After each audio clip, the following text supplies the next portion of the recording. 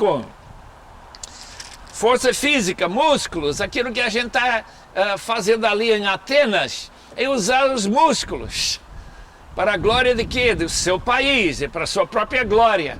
Aqui Jesus Cristo é digno das forças de uma pessoa que sai pequenina, chamada Sophia Miller, que sai lá de Nova York, quando ele se converteu com Jack Woodson. Temos aqui pessoas da Palavra da Vida. Ela chega no Brasil. Onde que ele vai? Para uma tribo. Aquela tribo não tinha nenhum contato com o Evangelho. Ela usa aquela pequenina força que ela tem para comer. E eles tinham preparado um prato com veneno para matar 6 homens. Ela come, sente mal, jogou para fora, e os índios dizem, é ela que nós estávamos esperando.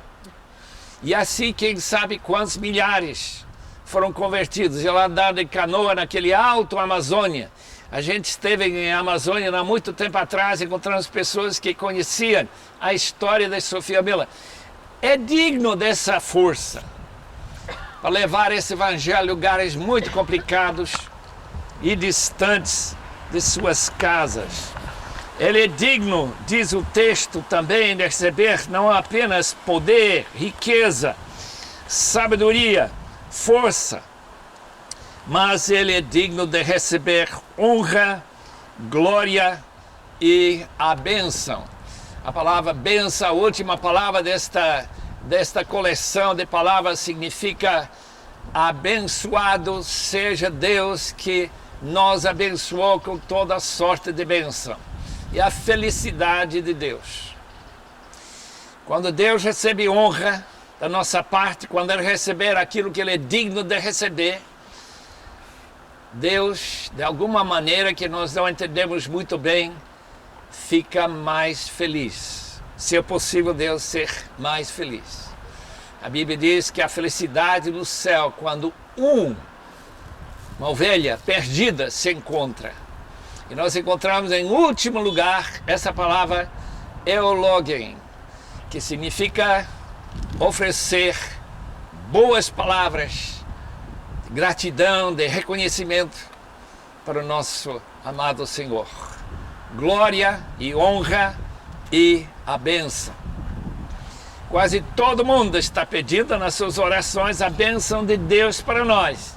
Mas a Bíblia dá muita atenção a oferecermos a própria alegria, felicidade para o nosso Deus.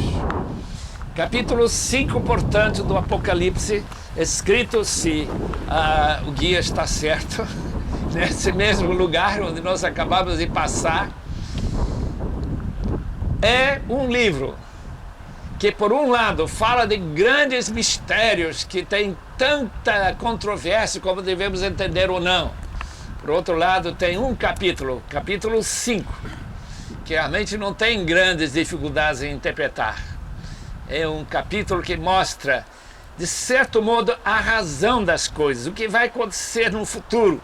O livro vai se abrir, os selos vão se quebrar e Jesus Cristo vai receber toda a honra, toda a glória, todo o poder, e todo mundo se dobrará diante dele. E nós encontramos João, então, extasiado, recebendo esta visão e ouvindo estas palavras daqueles incontáveis anjos na presença do próprio Senhor Jesus. Amados irmãos, a aplicação desse capítulo 5 é muito óbvia para mim. Que se nossa igreja e nossa própria pessoa não está interessado e nesses selos serem quebrados, então nós temos que ficar absolutamente inertes em termos de informar a todas as tribos, povos e línguas que Jesus Cristo morreu por eles. E que este mundo se torne de fato o mundo para o qual Jesus pode voltar com sua igreja, encontrado com ele nos ares, e voltar para reinar aqui na terra conosco naquele período chamado o milênio. E aí nós então vemos esses novos céus e nova terra nesse futuro glorioso que nos aguarda. Que Deus enche seu coração de alegria aqui na ilha de Patmos, ao saber que nós visão da história não é circular. Tudo que aconteceu vai acontecer de novo.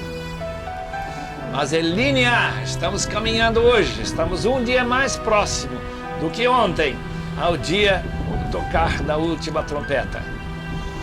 Que a bênção de Deus, que Ele merece de nós, também enche seu próprio coração.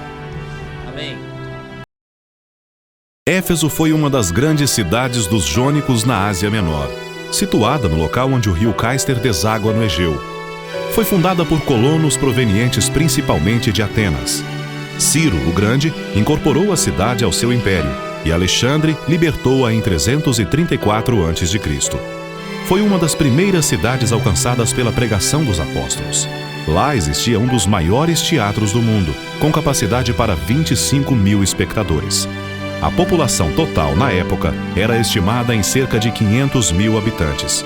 Também nesta cidade surgiram as condições para uma mudança no pensamento do Ocidente. Éfeso e Mileto, também na Ásia Menor, são cidades conhecidas como berços da filosofia com fortes iniciativas culturais como escolas filosóficas, escola de magos e manifestações religiosas.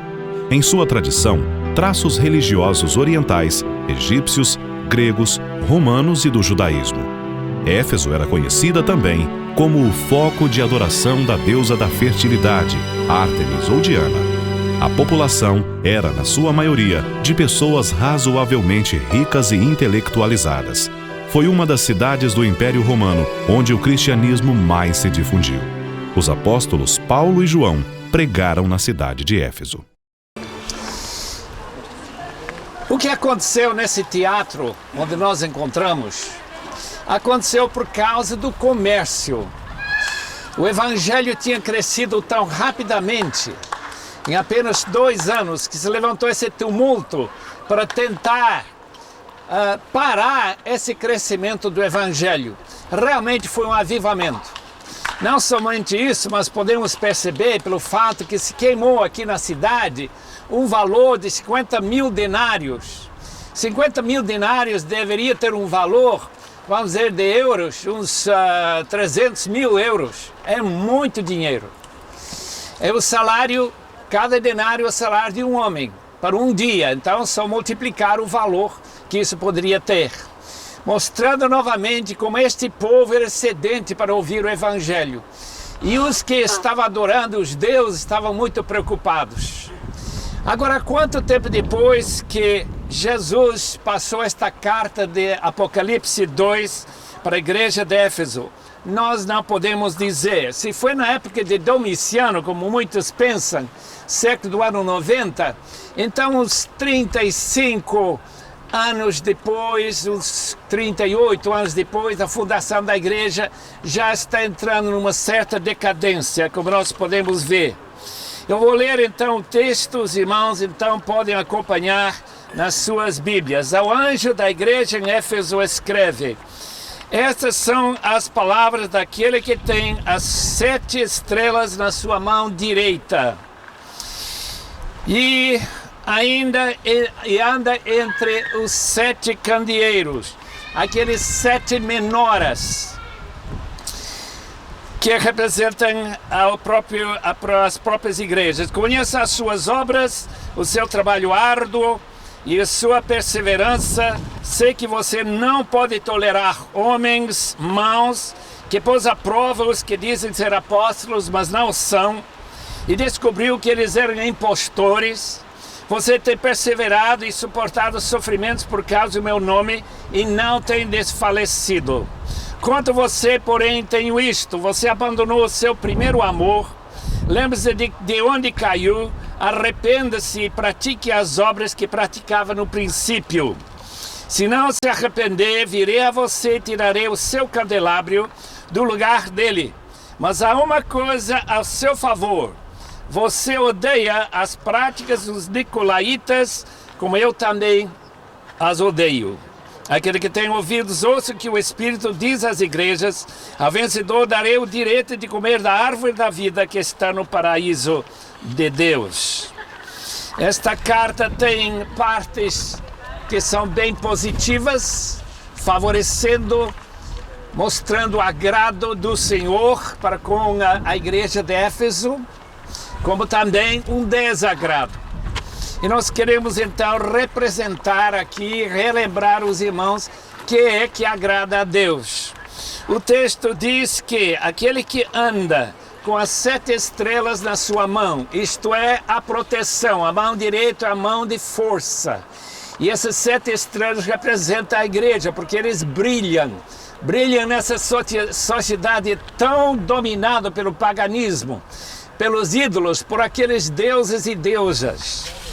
Também fala-se aqui no versículo 1 do capítulo 2, que ele anda entre os 7 candelabros, que também representam as 7 igrejas. Jesus Cristo anda no meio, sua presença não pode ser nunca perdida. É fundamental, queridos irmãos, lembrar quando nós reunimos, como a igreja de Éfeso reunia nesse lugar, que Jesus anda no meio. Ele não está longe, não está em alguma distância, por meio do seu santo e perfeito Espírito. Então, na mão direita, segurança, Jesus Cristo andando no meio, como nós temos andado aqui na cidade, ele anda no meio das igrejas. Agora, quanto àquilo que Jesus recomenda, que ele se sente agradado. Primeiramente, o labor, o seu trabalho, seu esforço, energia gasto sem ser pago. Ninguém paga alguém para trabalhar pelo Senhor. E esses irmãos aqui de Éfeso trabalhavam muito.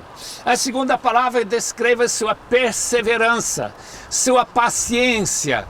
E essa paciência eles demonstraram da maneira que eles não desistiram do seu trabalho, nem diante da perseguição que eles tiveram que enfrentar. Além do mais, eles não suportaram os homens maus, isto é, os pecadores que pecaram grosseiramente. A palavra do grego dá essa impressão muito forte, não eram pecadores assim do tipo mais comum. Paulo disse, quando ele encontrou aqui Mileto, mais para o sul, junto com os líderes, os presbíteros, ele falou que após a sua saída entrariam lobos vorazes. E que seriam os ensinamentos daqueles lobos vorazes? É que pecado não afeta seu espírito. Então essas ideias que também nós encontramos em outros lugares, especialmente nas cartas de João, que também morou nesta mesma cidade, escreveu suas cartas daqui ou para aqui, 1ª, 2ª, 3ª João, nós podemos entender esse fator. Testaram os que se declaram apóstolos e não foram. Novamente, nós encontramos aqueles que querem subir, querem autoridade e poder. O apóstolo Paulo disse que a igreja foi cuidadoso de procurar as credenciais para saber se de fato apóstolos que vinham com suas cartas de recomendação de Jerusalém eram de fato apóstolos ou eram apenas falsos líderes procurando discípulos. Novamente ele repete a perseverança da igreja. E a perseguição que eles passaram, as provas, as dificuldades por causa do nome de Cristo. Não deixaste esmorecer ou desfalecer. Durante então esse período de talvez 30 anos, nós não sabemos, esta igreja ficou bem firme. O número de irmãos se manteve. Parece que houve uma diminuição no crescimento. Isso é normal. Aquele interesse de todos que já sabiam o que era o Evangelho numa cidade de 250 mil habitantes, já sabe que é o Evangelho, já houve esse tumulto aqui. Então todo mundo já toma a decisão de que lado querem ficar. Mas aqueles que ficaram do lado de Cristo ficaram firmes. Agora o lado negativo. Olha nas suas Bíblias, versículo 4. Contra você, contra ti, porém, tenho isto, você abandonou o seu primeiro amor. Este problema de amor que nós já falamos, e nós já vimos no museu, que há um tipo de amor que nós chamamos de paixão. Aquele desejo de ficar perto de uma pessoa e de ter uma comunhão para toda a vida. aquele amor chamado eros, que junta pessoas no casamento. A palavra no Novo Testamento nunca é a palavra eros, é a palavra agape. E a palavra agape não tem esse elemento de paixão físico, o interesse de relacionamento. O que nós já ouvimos bastante aqui em Éfeso, como era comum, ainda que muito diferente do sexo de nosso tempo, daquela época, como já falamos, está envolvido com a religião. Está envolvido com produzir crianças. Por quê? Porque a população do Império Romano vai diminuir se cada mulher não produzir pelo menos 5 filhos. A esperança da vida era apenas 25 anos. Então, para manter a população, para manter soldados, para manter essa grande estrutura do Império Romano, era necessário ter muita criança.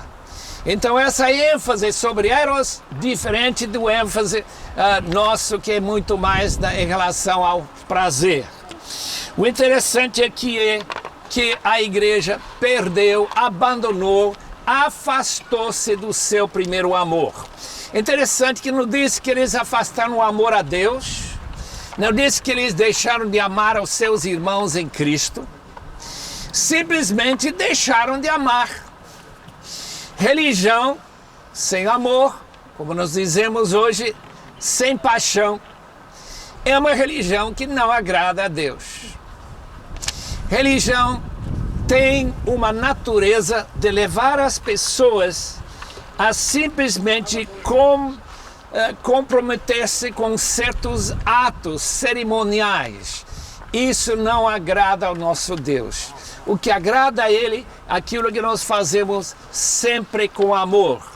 Leia 1 Coríntios antes de dormir esta noite, especialmente os primeiros 3 versículos. Vão descobrir exatamente o que eu quero dizer com isso. Que sem amor, nenhum ato religioso tem valor algum.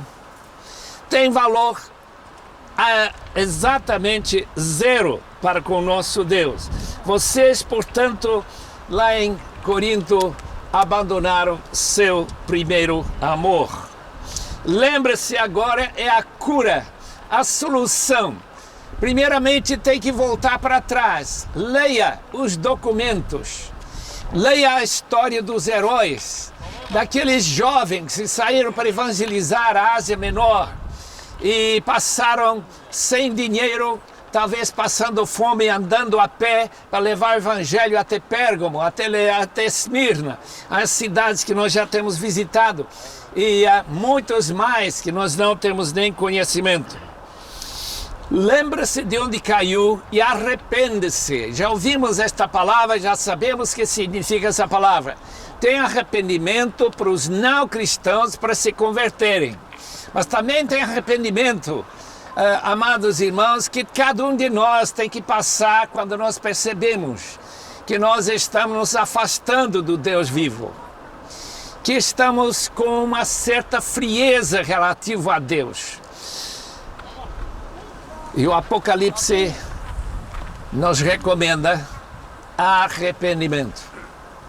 Não para sermos salvos, mas para buscar novamente um relacionamento com Deus, que realmente é um relacionamento de amor, de vitalidade, de comunhão, de oração, de ouvir a sua voz. Pratique as obras que praticava no princípio. Nós não sabemos exatamente que obras eram. Talvez era testemunho, talvez eram reuniões e vigílias de oração, talvez a igreja não se reunia para passar a noite toda na oração, como tinha feito no início. Alguma coisa que estava relacionada com aquele grande amor que levou tantos milhares as pessoas a se converterem aqui durante aqueles 2 anos e meio em que Paulo pregou por aqui. Se não, e aqui está o problema que nós enfrentamos, se nós não escutarmos a obra, a palavra de Cristo, se nós não voltarmos para essas primeiras obras, Jesus Cristo promete retirar o candelabro deste local. Isto é, a luz vai se apagar, a igreja vai morrer, e o que realmente tem acontecido, ainda que foi muitos anos atrás. A igreja desta cidade permaneceu até chegarem os árabes e conquistar como o islamismo já no século VII. Queridos irmãos, a igreja permaneceu, aceitou essa palavra de Jesus. Esse candelabro não foi tirado tão rapidamente, mas no fim nós vemos a destruição, vemos uma cidade que não tem nenhuma igreja evangélica, que agora está ocupando pertinho daqui esta localidade. Mas há uma coisa que tem a seu favor. Jesus lembra de uma outra coisa, aquela doutrina dos nicolaítas. Essa busca pelo poder, pelo menos é o significado da palavra.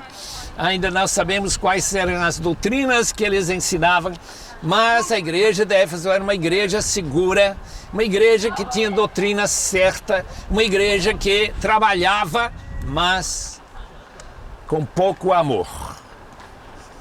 Aquele que tem ouvidos, ouça que o Espírito diz às igrejas, e ao vencedor darei o direito de comer da árvore da vida.